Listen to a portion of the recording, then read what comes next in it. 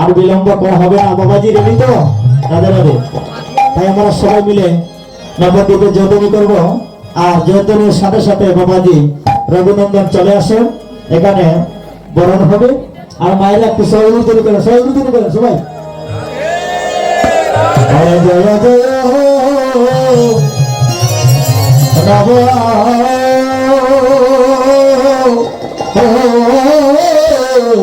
নবদ্বীপ মাঝি হরে জয় জয় নব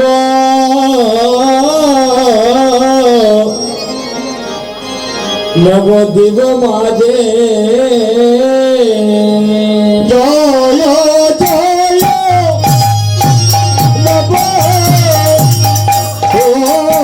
নবদ্বীপ মাঝে ওই হরি বল আজি জয় জয় নবদ্বীপ মাঝে আজি জয় জয়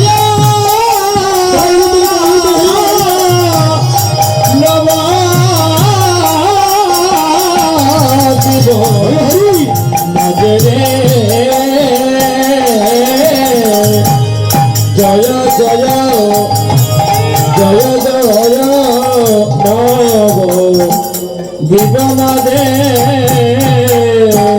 আজি নবদ্বীপে হরে জয় দিল আজি নবদ্বীপে জয় দিল আজি নবদ্বীপে জয় দিল আজি নবদ্বীপে জয় দিল সবাই প্রেমানন্দ হরি হরি হরি বল আজি নবদ্বীপে জয় দিল আজি প্রেমানন্দ হরি হরি বল নবদ্বীপে জয় দিল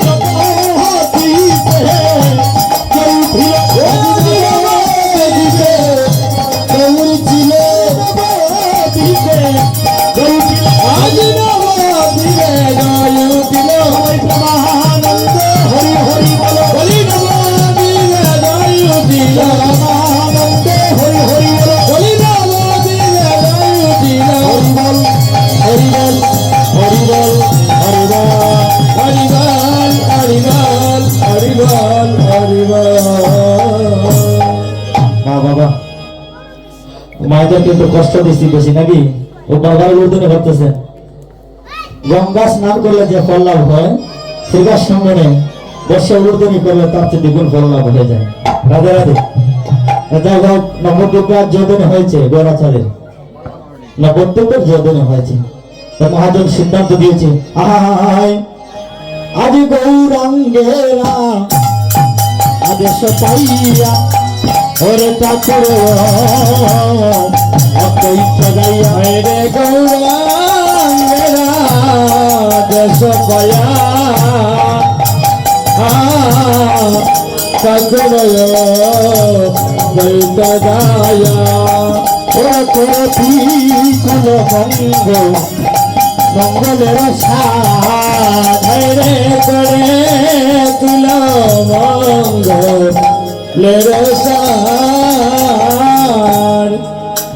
করে কুল মঙ্গলের সাজ।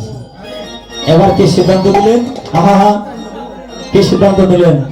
ওরে আপনি হরি বল নিতাই দোষ ওরে নিয়ে মালা মালা চন্দন মালা চন্দন তয় গণ লয়মালা চন্দন আপনি নিতাই দোষ ওরে লয়মালা চন্দন আপনি তয় গণ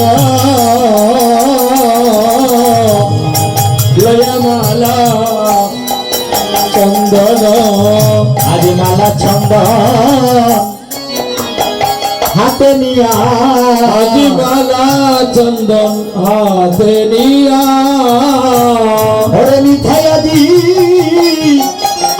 এলেন গাইয়া আগে মালা ছন্দ হাতে নিয়া আজি দয়া আজি এলেন দয়া মালা চন্দন হাতে নিয়া ওরে নিজের হাতে মালা দিলেন পরাইয়া আগে নেশাই আজি এলেন গাইয়া নিজ হাতে পইলেন পড়াইয়া দয়াজি নিদয়া আমার কি দন আছে আমি কি দন দেব আমার কি দন আছে কি দন দেব আমার কি দন আছে আমি কি দন দেব কি দন আছে কি দন দেব মালা দিলাম চন্দন দিলাম আমার কি দন আছে আমি কি দন দেব আমি মালা দিলাম আর চন্দন দিলাম কি দান আছে কি দান দেব দেবার মতো তোমাদের নাই শুধু মালা দিলাম আর চন্দন দিলাম দেবার মত কোনো দান নাই আমি মালা দিলাম আর চন্দন দিলাম আমার হইয়া যাইব উড়াইয়া দিও আমার হইয়া যাইব উড়াইয়া দিও আমার হইয়া যাইব উড়াইয়া দিও প্রভু গয় আমার হয়া যজ্ঞ পুরাইয়া দিয়া আবার তোমরা সবে আমার এই করিও আমার হয়া যজ্ঞ পুরাইয়া দিয়া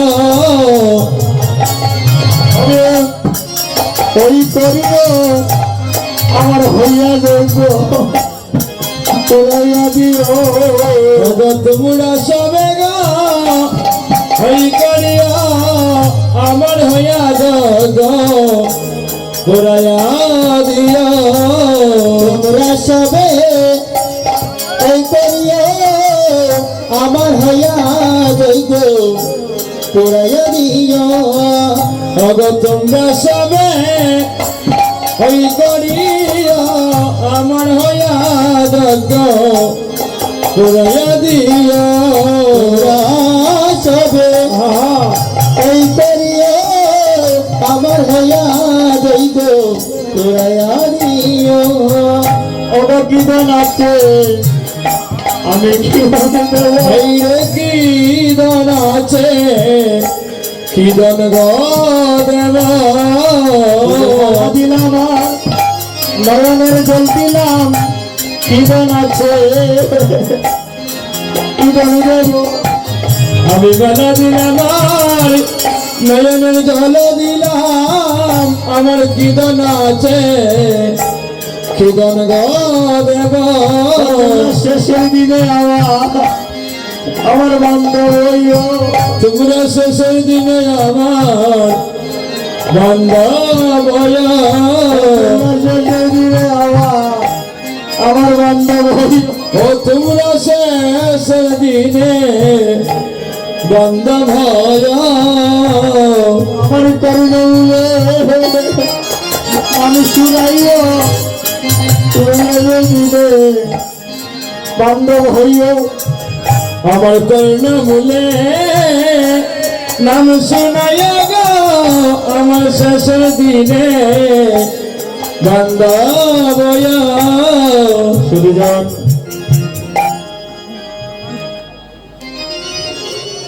এই মুহূর্তে আপনার অভিনন্দন হবেন। আচ্ছা এখানে আসেন।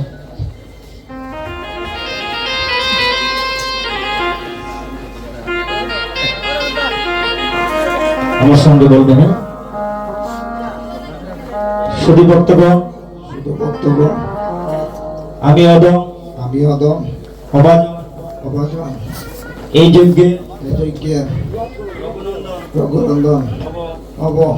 তাই সবাই কৃপা করে তাই সবাই কৃপা করে আমি দিনহীন আমি কাঙ্গালের দিনহীন কাঙ্গালের এই মনের বাসনা এই মনের বাসনা যাতে পূর্ণ হয়, যাতে পূর্ণ হয়, যাতে প্রভু কৃপা করেন যাতে প্রভু কৃপা করেন এই আশীর্বাদ করবেন এই আশীর্বাদ করবেন এবং এবং এই যজ্ঞ পরিচালনায় এই যজ্ঞ পরিচালনায় না জেনে না জেনে অনেক ভুল ভ্রান্তি হবে, অনেক ভুল ভ্রান্তি হবে, সবাই নিজ গুণে সবাই নিজ গুণে মাফ করে দিবেন। মাফ করে দিবেন। আগামী কল্য আগামী করল এক দিবা এক দিবা এক নিশি এক নিশি হরিনাম সংকীর্তন হবে, হরিনাম সংকীর্তন সবাই হবে, উপস্থিত হয়ে সবাই উপস্থিত হয়ে চরণদুলা দিবেন। চরণ তোলা দিবে।